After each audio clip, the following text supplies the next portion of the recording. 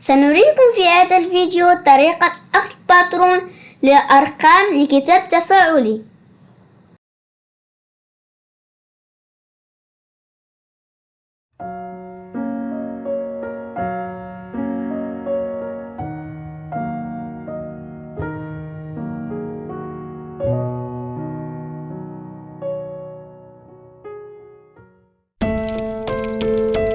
لأخذ الباترونات نحتاج إلى ورق شفاف وقلم الرصاص ومسطرة أو مثلث لضبط القياسات على حسب حجم الأرقام التي تحتاجينها.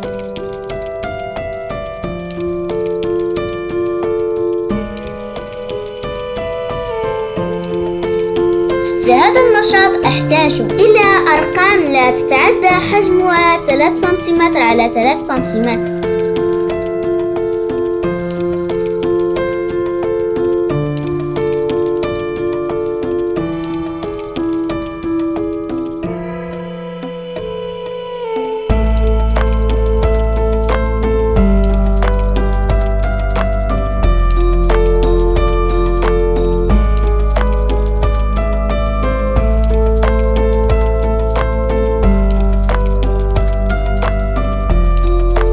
يمكنكم الاستعانة بشاشة الآيباد أو شاشة الهاتف لنسخ جميع الباترونات.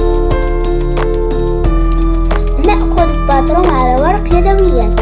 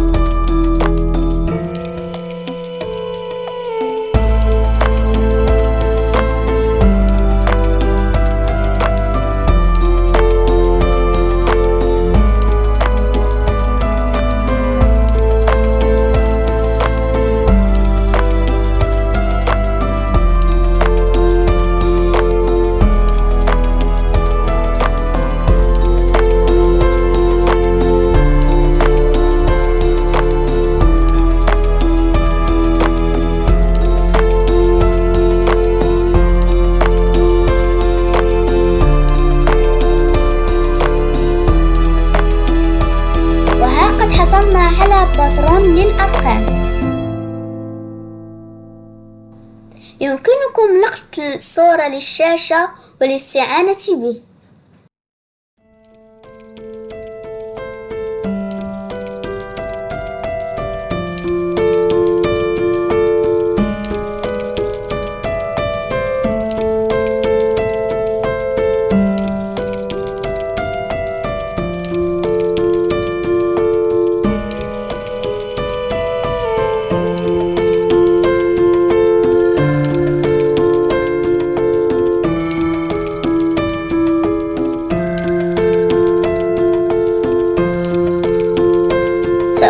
بنسخة الآن كي أحتفظ بالأساسي.